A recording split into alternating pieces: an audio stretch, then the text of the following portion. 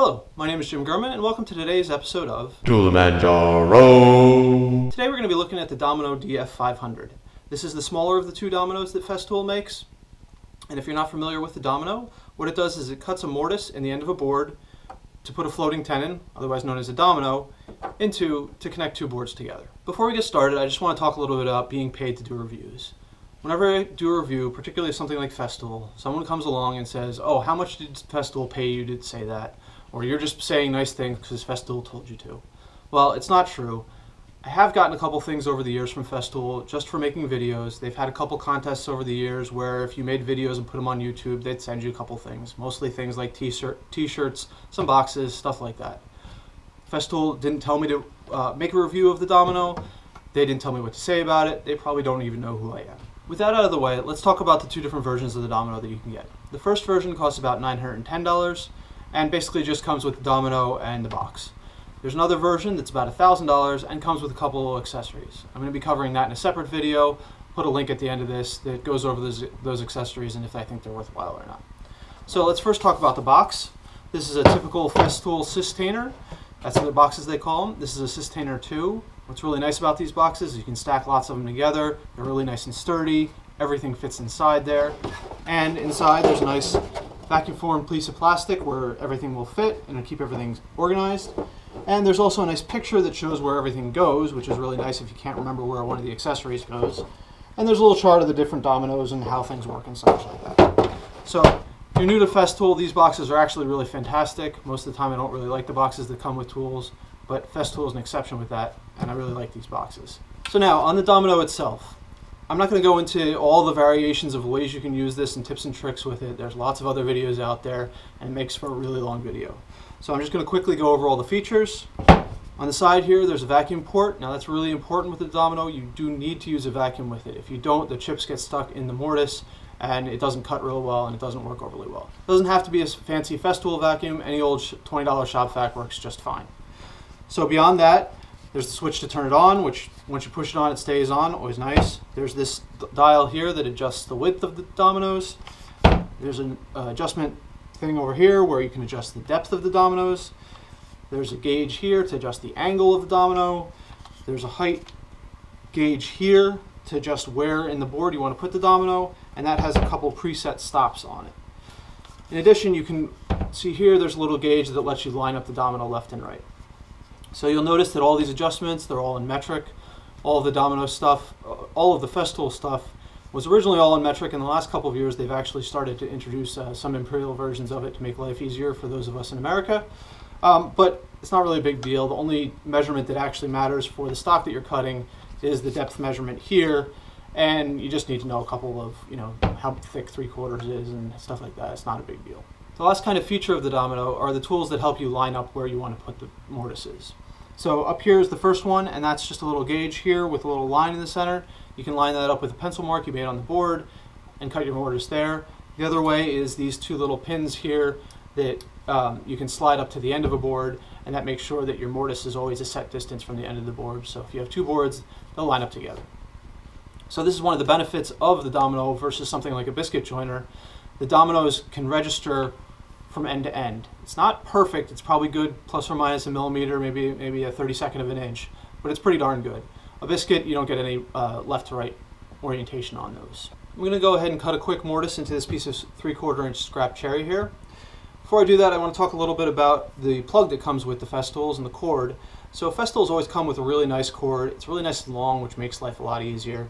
And they all come with this cord called the plug it, which just slides in the end of the tool, and you give it a quarter turn to lock it in place. Now, between all the various Festool tools, they almost all use the same cord. There's actually two different gauges. The thicker gauge works in everything, and the thinner gauge only works in some of the lighter duty tools. So if you use the thicker gauge, you can leave one cord plugged into the outlet all the time. You never have to worry about it. Makes life a lot easier. So I'm going to cut a mortise for these 5 by 30 millimeter dominoes. To do that, I've got it set on 15 millimeters deep, so it cuts half on one side, half on the other.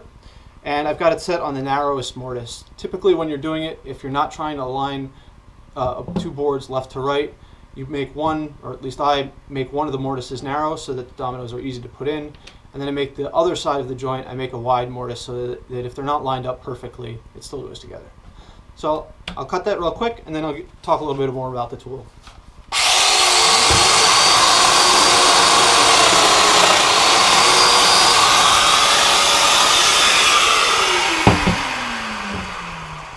Alright, so you can see, quick and easy, I've got a nice mortise.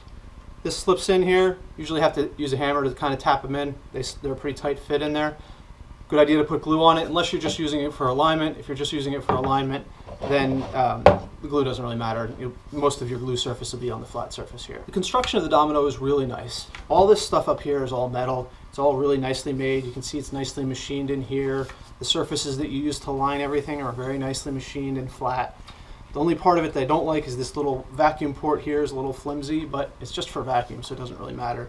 And it's really easy to come off and put on in case you did break it. You can get a new part for it really easily. Plastic is real nice. Everything feels really nice in the hand. Now the problem with this is, being all metal, it's heavy. And the way you hold this typically is with your hand out here, where all the weight of it's up here, and you're constantly fighting it with your wrist. Now you've got another handle here, and the way to do it and not hurt your arm is to always use two hands or hang it like this from one hand. But what I frequently end up doing is holding it with my right hand, because that's my dominant hand, and then using my left hand to go and rearrange the boards.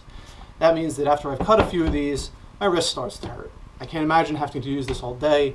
I think either you'd end up with a very strong wrist or carpal tunnel syndrome, or you'd end up getting a better technique where you're holding like this all day. The other thing is the way that you push this in. There's a nice little round here where your finger fits, but I frequently end up putting my thumb right here where there's a screw hole and it's a little sharp. I know I should probably just hold it like this, but I just always want to hold it like that. The last thing about the tool that I really don't like, there's no LEDs on it. Festool in general don't have a lot of LEDs, and that may be that a lot of the tools were designed before LEDs were really popular, but it's no mistake for a $1,000 tool. On a gauge here where you really want to be able to see real precisely what you're doing, there's no light there.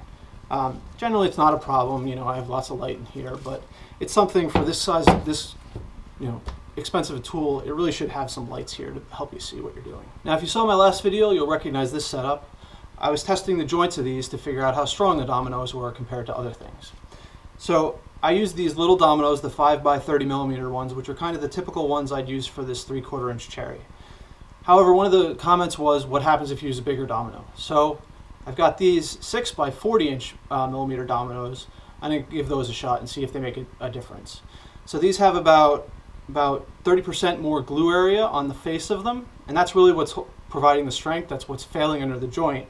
The domino doesn't break itself, so the thickness of it doesn't really matter. It's how much glue surface it is on the sides of it.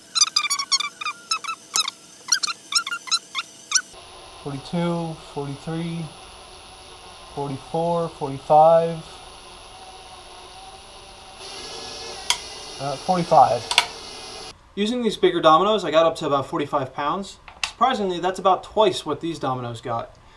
So they do have a substantially larger glue surface. That must be the reason why. These also failed a little bit differently. The board actually split down the middle here, as opposed to the domino just completely pulling out like it did in the other one. If you want to see that whole video, I'll give a link at the end to that one, and you can see how I compare it to the pocket screws. For reference, the pocket screws got to about 33, 36 pounds. One of the biggest draws of the domino is just how versatile it is. You can do almost anything with it. If you want to put two boards together, make a tabletop, make a door, something like that, you can cut a bunch of mortises down here, throw some dominoes in there. When you slide the boards together, it should keep them nicely aligned. If you want to make a drawer, you can put some mortises in here, and then some mortises on this end here. Put them together like this, keep your drawers together. If you want to make a door, you can make rails and stiles with it, just like this, like I did for the strength test there. Make that into a door. If you want to use one of these real big ones, you could take some legs, put some big mortises in here, put the dominoes in, and put them under here for your tabletop. Or for the aprons that go around the tabletop, you could do the same thing. You can even use these little itty bitty ones to make picture frames, small little guys, or bigger ones like this to make big picture frames.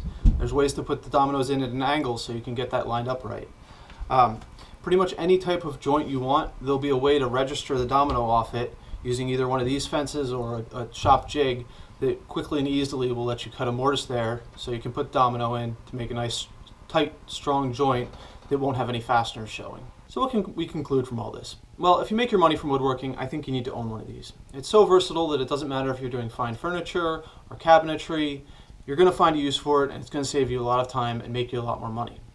If you're a hobbyist, though, the equation kind of changes. First off, if you like making mortise and tenon joints by hand using a chisel and a saw, well, obviously this isn't the tool for you. However, if you like getting things done very efficiently and quickly as possible, this may be a good option. It is super expensive though, and there are a lot of other alternatives out there that work almost as well. You have pocket screws, biscuits, even dowels. Each one of those has their own kind of drawbacks compared to the Domino, but they all will get the job done. That's it for this episode. Hope you enjoyed it. If you have any comments, your own opinion about the Domino, let me know in the comments below. I'm sure there'll be some people there that say the dowels are the way to go, or pocket screws are the bee's knees. I'll do a video next week where I talk about the accessories that you can get for the Domino and whether I think they're worthwhile. Thanks for watching.